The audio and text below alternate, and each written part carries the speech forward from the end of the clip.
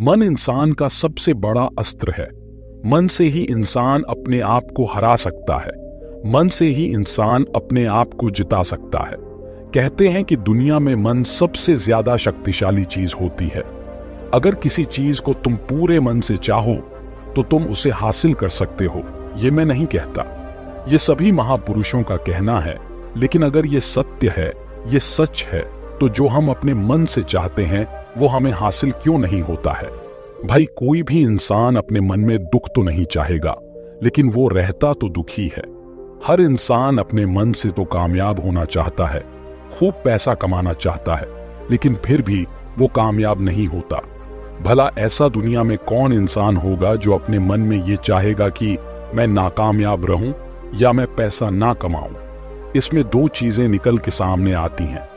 या तो वो महापुरुष गलत थे जिन्होंने ये बात बोली कि मन से चाही हुई चीज हासिल हो जाती है, या फिर हम गलत हैं। आज की कहानी जो मैं आपको सुनाने वाला हूं, उसमें आपको एक ऐसा मंत्र मिलेगा।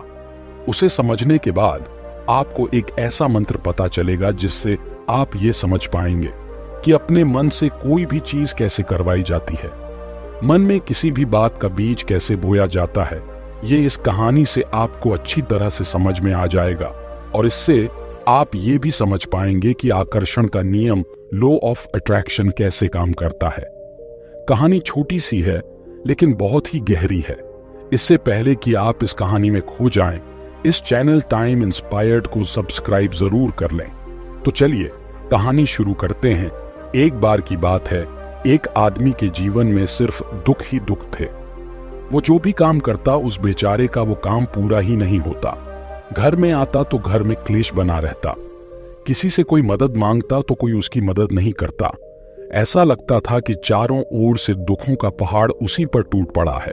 उसे समझ नहीं आ रहा था कि मैं इन दुखों से बाहर कैसे निकल पाऊं। वह दिन रात यही सोचता रहता कि अपने दुखों से छुटकारा कैसे पाना है। इसी कारण से वह रात में सो भी नहीं पाता था। उसकी आंखों के नीचे बड़े बड़े काले घेरे बन गए थे, जो इस बात का प्रतीक थे कि वो आदमी कितना दुखी है और कितना चिंतित है। कभी कभी तो उसके मन में आत्महत्या करने के भी ख्याल आते थे, लेकिन अपने परिवार की चिंता करके वो ये कदम नहीं उठा पाता था। वो इतना दुखी हो गया कि उसने निर्णय किया कि वो इन दुखों से छुटकारा पाके रहेगा। इसके लिए चाहे उसे कितनी भी मेहनत करनी पड़े, कुछ भी करना पड़े, चाहे अंगारों पे चलना पड़े, लेकिन इन दुखों से छुटकारा हासिल करके रहेगा। ऐसे ही एक दिन उसने अपने मित्र से पूछा कि मैं अपने जीवन को कैसे सुधारूं। उसके मित्र ने उसे बताया कि तुम किसी बाबा के पास जाओ। बाबाओं के पास ऐसा मंत्र होता है जिससे सारे दुख मिट जाते हैं, जीवन खुशियों से भर जाता है और धन संपदा भी हासिल हो जाती है। तुम किसी ऐसे बाबा को ढूंढ लो, बस तुम्हारा काम बन जाएगा।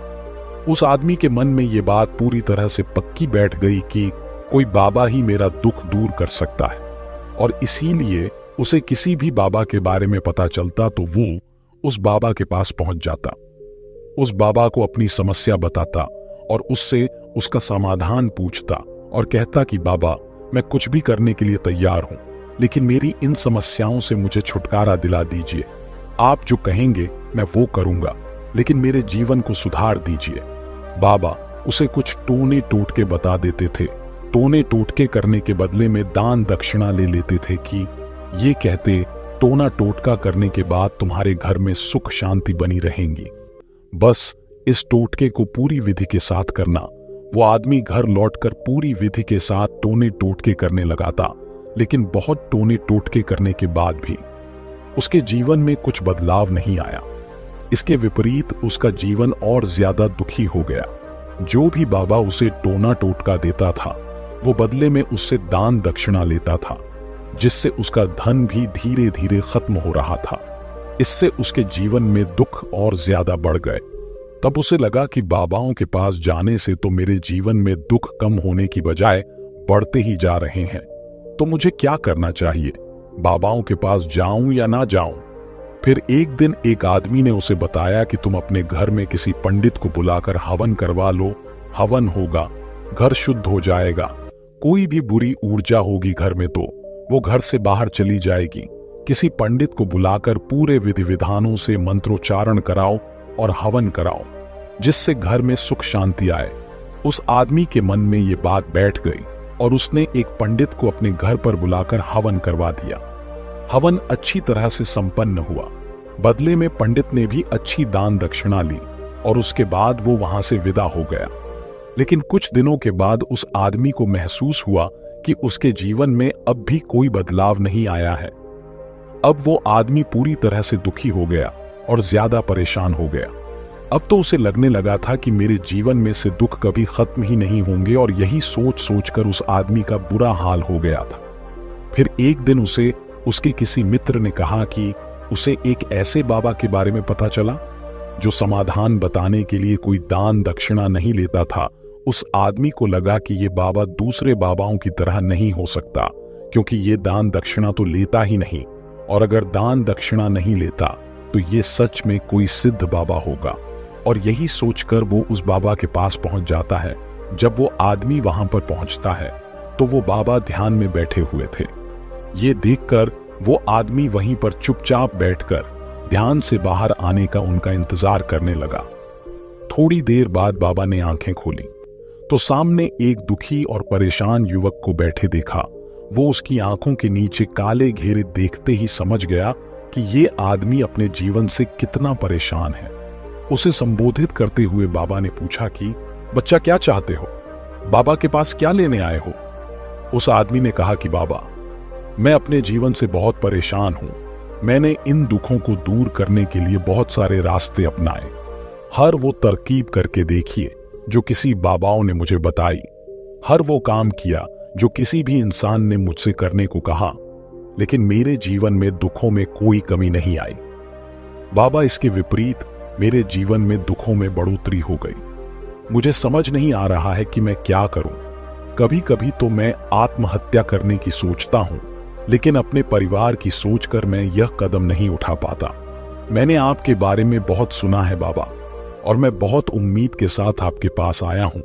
कृपया करके मुझे कोई ऐसा मार्ग बताएं जिससे मुझे अपने दुखों से छुटकारा मिल जाए। मैं अपने दुखों से छुटकारा पाने के लिए कुछ भी करने को तैयार हूं। आप मुझे कोई भी रास्ता बताएंगे, चाहे वो रास्ता कितना भी कठिन क्यों ना हो, मैं उसको पार करके रहूंगा। बाबा ने महसूस किया कि आदमी तो सच में बहुत परेशान है। बाबा ने उसकी बात सुनकर कहा कि बच्चा, दुखों को दूर करने के लिए मंत्र ऐसे ही नहीं मिलते। मंत्र पाने के लिए कुछ करना पड़ता है। तुम कुछ कर सकते हो। यह सुनकर पहले तो उस आदमी ने सोचा कि ये बाबा भी मुझसे दान दक्षिणा ही मांगेंगे, लेकिन और कोई रास्ता ना पाकर उस आदमी ने कहा कि बाबा, आपको जितनी भी दान दक्षिणा चाहिए मैं देने के लिए तैयार हूं, लेकिन आपका मंत्र सच्चा होना चाहिए, वो पूरा होना चाहिए, उसका फल मुझे मिलना चाहिए।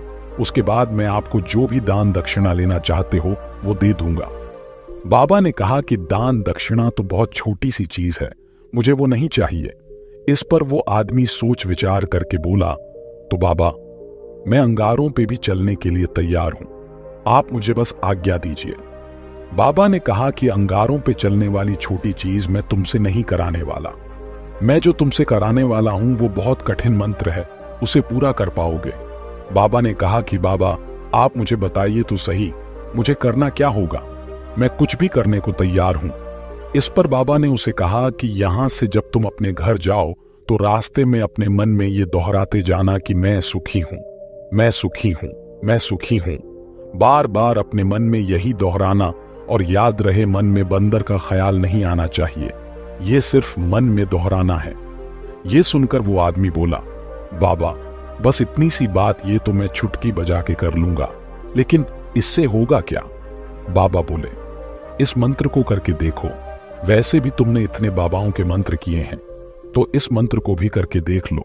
उस आदमी ने सोचा कि बाबा कुछ दान दक्षिणा तो ले नहीं रहे, और छोटा सा मंत्र है, इसे तो मैं कर ही लूंगा। वो बोला, ठीक है बाबा, मैं ये मंत्र जरूर करूंगा। वो आदमी ये कहकर वहां से उठकर चलने लगा, लेकिन जैसे ही वो चलने लगा, पीछे से बाबा ने बोला कि बच्चा, एक बात याद रखना, जब तुम ये मंत्र अपने मन में दोहराओ तो तुम्हारे मन में बंदर के विचार नहीं आने चाहिए, बंदर का ख्याल भी नहीं आना चाहिए, तभी यह मंत्र सिद्ध होगा। वो आदमी बोला, मुझे तो आज तक बंदर का कोई विचार नहीं आया, तो अब क्यों आएगा? आप चिंता मत करिए बाबा, मैं बस मन में यही दोहराऊंगा कि मैं सुखी हूं, मैं सुखी हूं। इसके अलावा बंदर का कोई विचार मेरे मन में नहीं आएगा। ये कहकर वो आदमी वहां से चल दिया। वो अपने मन में मैं सुखी हूं, मैं सुखी हूं, ये दोहराता हुआ थोड़ी दूर ही चला था कि उसके मन में अचानक बंदर का ख्याल आ गया। बंदर का ख्याल एक बार आया और चला भी गया, लेकिन उस आदमी ने सोचा, आज तक तो मुझे बंदर का कोई विचार नहीं आया, ये आज बंदर का विचार क्यों आ गया? और ऐसे करके उसने उस बंदर के विचार को पकड़ लिया। वो ये भूल गया कि मुझे क्या मंत्र दोहराना है और वो बंदर के बारे में सोचने लगा। जब थोड़ी देर बाद उसे फिर से होश आया तो वो फिर से अपना वही मंत्र दोहराने लगा जो बाबा ने उसे बताया था, मैं सुखी हूं, मैं सुखी हूं।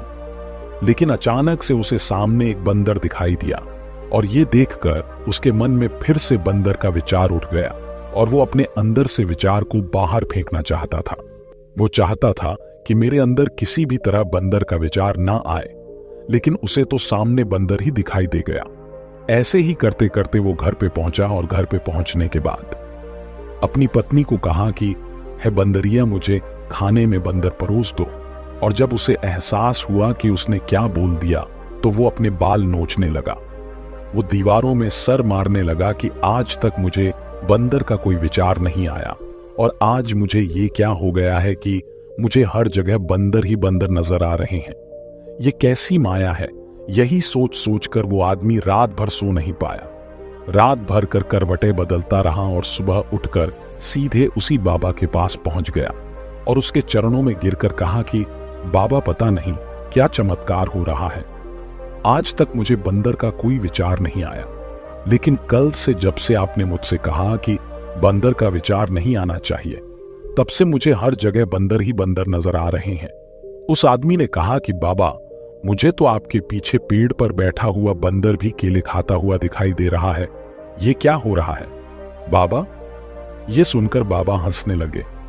बच्चा, मन का जाल एक ऐसा जाल है जिसे समझ पाना इतना आसान नहीं है। बंदर तो तुम्हारे रास्ते में पहले भी आते थे। जब तुम मेरे पास आए थे तो इन्हीं पेड़ों पर ये बंदर घूम रहे थे, लेकिन तब तुम्हारे ध्यान में ये बंदर नहीं था। तब तुम्हारे ध्यान में सिर्फ अपने दुख थे। इसके बाद बाबा ने उसे बताया कि बच्चा, हम जिस चीज से भी दूर भागना चाहते हैं, वही चीज हमारे मन में बहुत गहरे में प्रविष्ट हो जाती है, वह हमारे अंतर मन में समा जाती है। असल में हम जिस चीज से भी छुटकारा पाना चाहते हैं, उससे छुटकारा इसीलिए पाना चाहते हैं कि वो हमारे साथ बहुत गहरे से जुड़ी हुई है, और हम जितना ही उससे छुटकारा पाना चाहते हैं, वो उतनी ही गहरी हमारे मन में बैठती चली जाती है और आखिरकार वो हमारे अंतर मन में छा जाती है। ऊपर से तो हम चाहते हैं सुखी होना कि मैं सुखी हूं, सुखी हूं।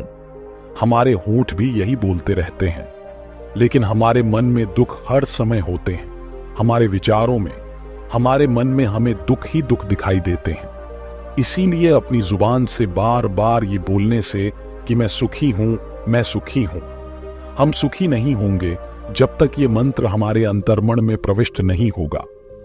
इस पर उस आदमी ने पूछा कि बाबा, लेकिन ये मंत्र हमारे अंतर्मन में प्रविष्ट कैसे होगा? ये सुनकर बाबा ने कहा कि बच्चा, अपने दुखों से लड़ना बंद कर दो। जब तक तुम अपने दुखों को दूर करने के सोचते रहोगे, तब तक वो दुख तुमसे चिपके रहेंगे, तब तक वो दुख तुम्हारे अंतर्मन पर अपना राज जमाए बैठे रहेंगे। और जिस दिन तुम उन दुखों के बारे में सोचना ही छोड़ दोगे, उन दुखों से छुटकारा ही नहीं पाना चाहोगे, उसी दिन से तुम्हारी जिंदगी से दुख गायब हो जाएंगे। क्योंकि किसी भी चीज से छुटकारा पाने के लिए हमें उस चीज के बारे में सोचना पड़ता है, और हम जितना ही उस चीज के बारे में सोचते हैं, अपनी ही गहरी हमारे मन में प्रविष्ट होती चली जाती है। हम अधिकतर समय दुखों के बारे में ही सोचते हैं। हम यही सोचते हैं कि हमारे जीवन में दुख है और हमें इससे छुटकारा पाना है। इसी वजह से बार बार सोचने से वह दुख हमारे अंतर मन में प्रविष्ट हो जाते हैं और हमें एहसास भी नहीं होता। इसीलिए अगर तुम दुखों से छुटकारा पाना चाहते हो तो दुखों से छुटकारा पाने के बारे में सोचना छोड़ दो। तुम्हें दुखों से छुटकारा मिल जाएगा। अक्सर आदमी धूम्रपान छोड़ना चाहता है, शराब छोड़ना चाहता है, सुबह अपने आप से ये वादा करता है कि मैं कोई भी गलत काम नहीं करूंगा, लेकिन शाम को जब लौटता है तो नशे में चूर होकर लौटता है। ऐसा क्यों होता है कि जो हम सोच रहे हैं वो पूरा कर ही नहीं पा रहे हैं? असल में हम उस चीज को बहुत ज्यादा अहमियत दे रहे हैं, उस चीज को बहुत ज्यादा अहमियत दे रहे हैं। जब भी हम उस चीज को छोड़ने के बारे में सोचते हैं तो हम उसकी इम्पोर्टेंस यानी कि विशेषता और ज्यादा बढ़ा देते हैं। हमारा मन उस चीज के बारे में जितना ज्यादा सोचेगा, शराब या धूम्रपान छोड़ने के बारे में जितना ज्यादा सोचेगा, हमारा मन उतना ही उस चीज के पीछे ज्यादा भागेगा। हमें उस चीज से लड़ना नहीं है बल्कि बिना सोचे गुजर जाना है। और अगर इस मंत्र को हम समझ लेते हैं तो हम अपने जीवन में जो भी पाना चाहते हैं उसे अपने अंतर्मन में डाल सकते हैं। और एक बार वह लक्ष्य हमारे अंतर्मन में बैठ जाता है तो फिर सफलता पाने में कोई समस्या नहीं आती, कोई दिक्कत नहीं आती। तो दोस्तों, कैसी लगी आपको ये कहानी?